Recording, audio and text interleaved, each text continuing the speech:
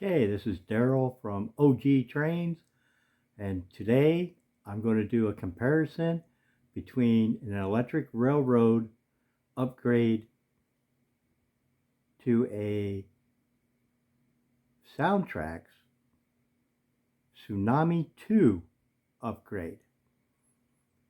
Now, as we all know, that command locomotives are really fun to run.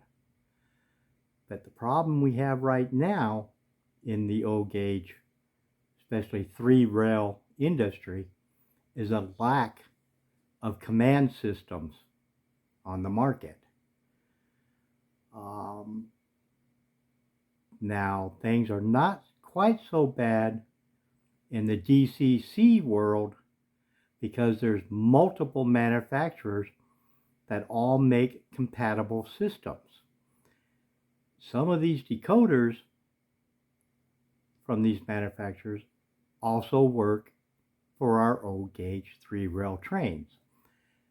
So I'm going to compare two of the upgrade paths that we have that people at home can perform on their locomotives themselves.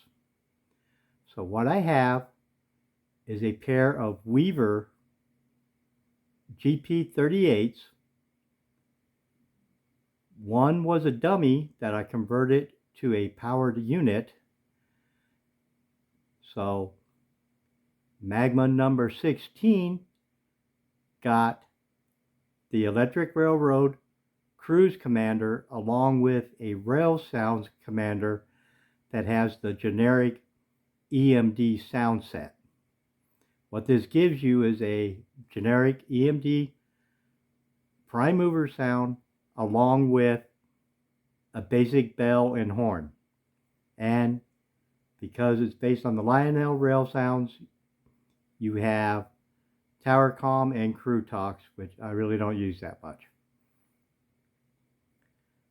Now, on this model, I did not install electrocouplers, but the Electric Railroad upgrade can use and control the electrocouplers. Now, the Magma number 17, which was the dummy that I upgraded to power, received the Soundtrax Tsunami2 4400 EMDs. Now and it comes with a choice of 9 prime mover sounds, so I could actually select the correct prime mover for this model. It also has 90 horns and like 40 bells to choose from. So I selected a set that I like, and that's what you will be hearing today. Those are not set in stone. You can change those. So with that being said, the cost is actually a little bit more for the Electric Railroad kits because you have to buy the control board and the sound board separately. So it comes in a little bit more expensive than the DCC decoder. But they both run and operate fairly similar once you get them installed. And I will show you that here in a minute. So here on the track, we have both my locomotives. Number 16 is on the inside track, 17 is on the outside track. So the Electric Railroad equipped locomotive is on the inside track.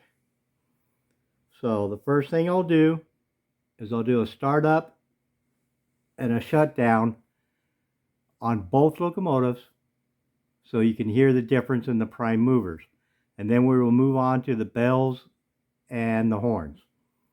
So first off, I'm going to start up the Electric Railroad kit in Magma number 16.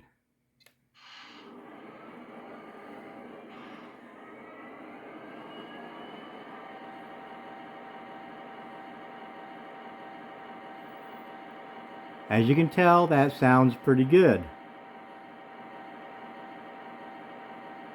Definitely doable in our models. And now I'm going to shut it down.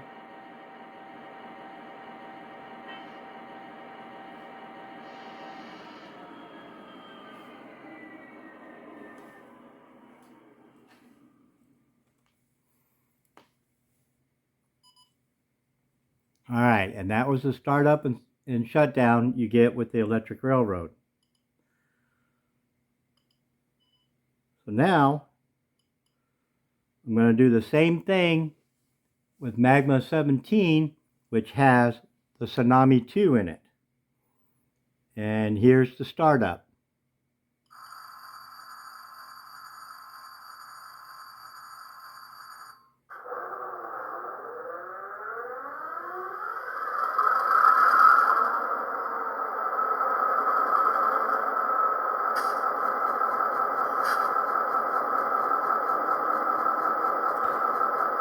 As you can hear, you get the low pressure warning bell for the oiling system when it first turns on, which I think is a nice touch. Now, here's how it sounds shutting down.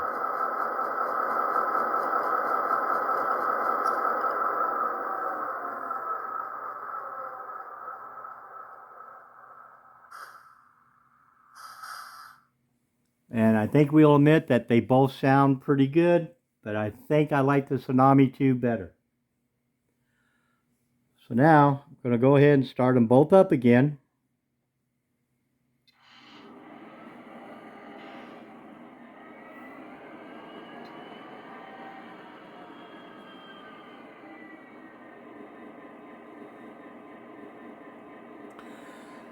And now I'm going to play the horn and the bell from the Electric Railroad rail sounds.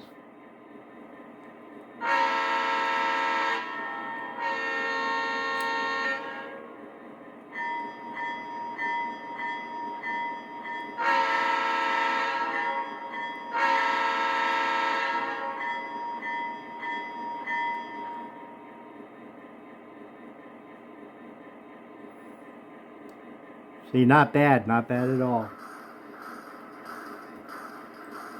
Oh, and as you can tell, the Tsunami2 has idle sounds too. So, I'll go ahead and start it back up again.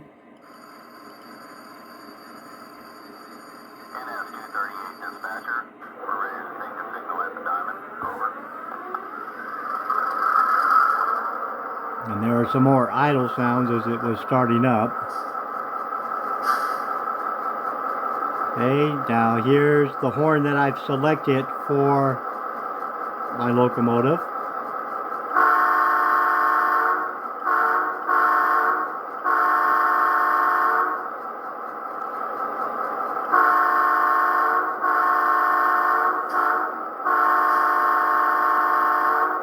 And as you can see, as a nice touch, it has a built-in grade crossing signal.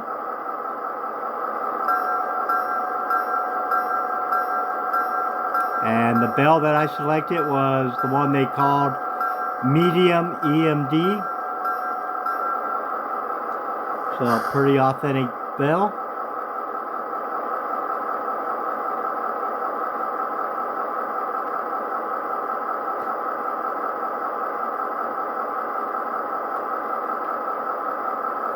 So we'll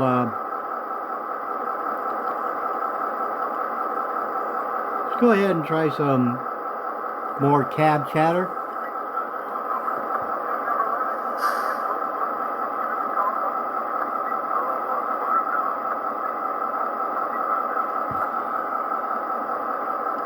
Not sure how well you can hear that over the prime mover though.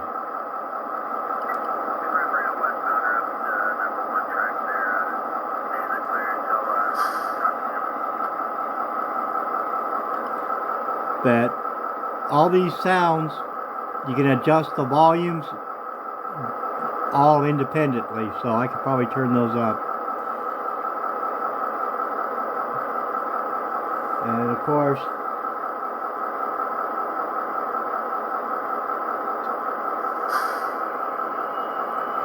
with the rail sounds, you can have crew talk and tower comms.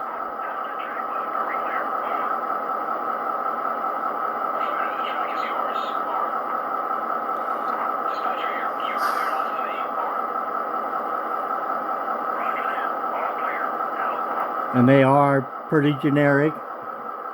Kind of sound the same on all the electric railroad upgrades. One of the other nice things about the Tsunami is you can have the automatic bell and movement signals. So when you start to move the locomotive, it will automatically do all the warning signals. Like here's an example.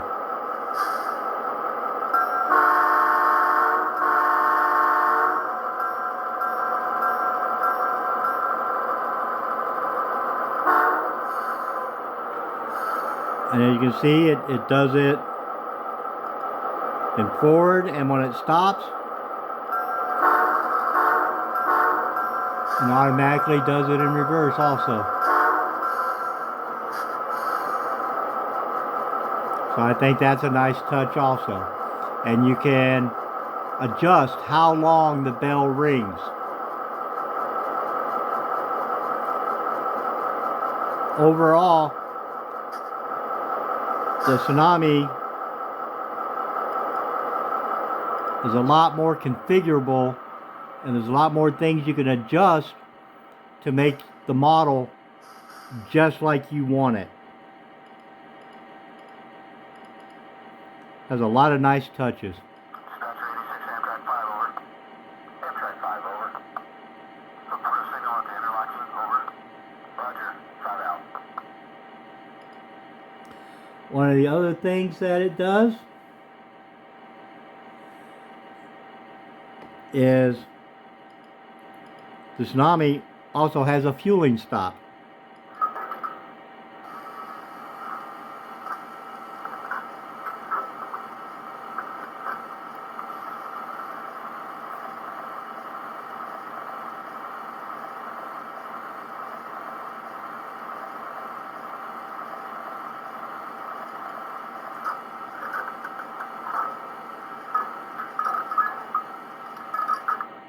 And that way, when you're doing your operations, you can actually refuel your diesels.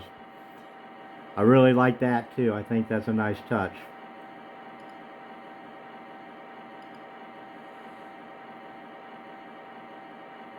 Now, one of the other things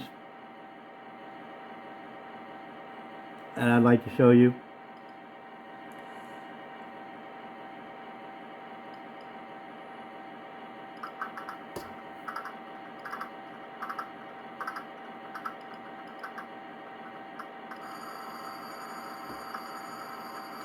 you can also set up Rule 17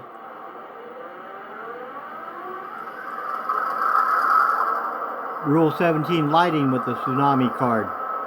With no other extra, no add-in boards, no extra circuitry, it's built right in.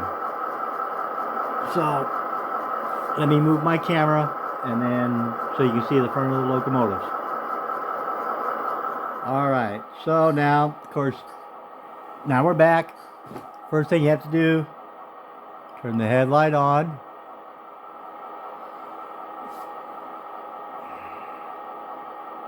And why is it doing that?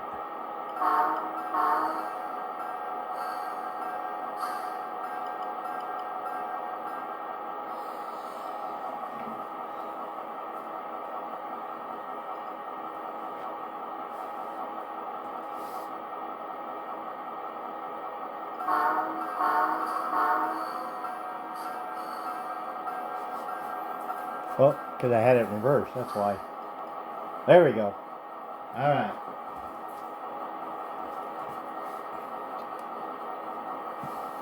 So here you go. See, I've got both the headlights on. Now, the electric railroad one still has the incandescent lights. Oh no, it actually, I did upgrade it to an LED, but it's got a more yellow LED, so it looks like it's older. Where I got the white LED for the Tsunami. Now you can see the light's not all that bright, but then when you start moving, it goes to full brightness.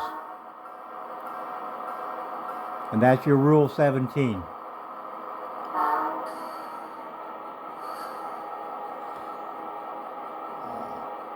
Other than that, there's the Tsunamis also come with 6 function outputs that you can use for different lighting effects: Mars lights, strobes, ditch lights, almost anything you can think of, marker boards.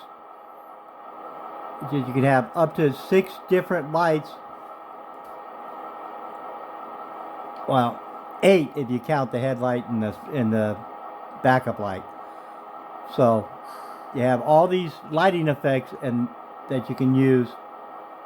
Different flashes, strobes, like I said, Mars lights, ditch lights. You can hook them all up, which the Electric Railroad does not provide. So I really think that going DCC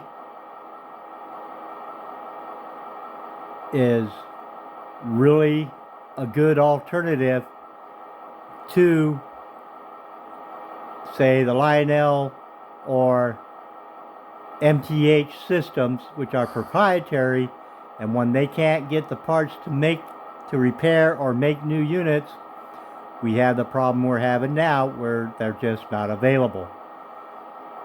Meanwhile, the DCC guys don't seem to have it as bad.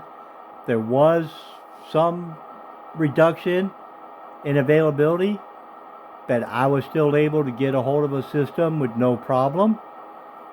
I actually got a Digitrax 8 amp system. Works beautiful for 3 rail, not a problem. Both these locomotives have Pitman motors, so actually running them on the DCC is not a problem. They run just fine.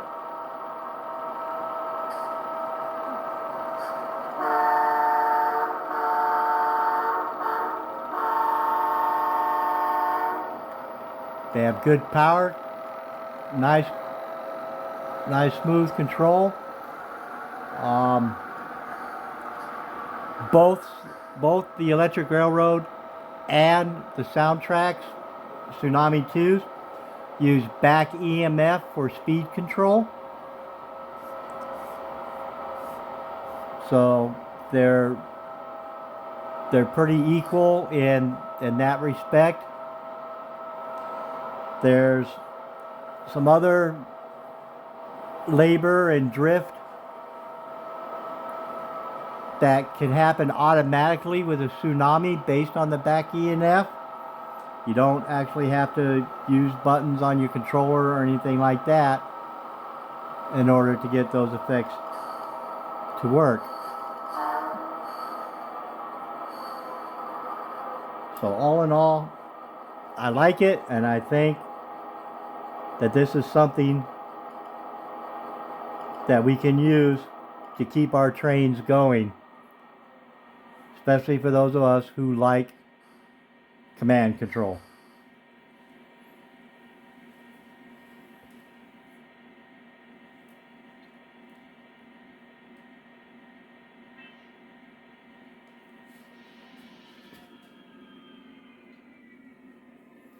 And I believe that's all I have for tonight.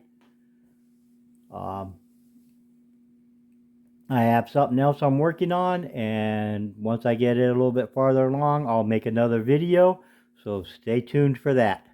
Thank you, and have a good night, and be safe on the rails.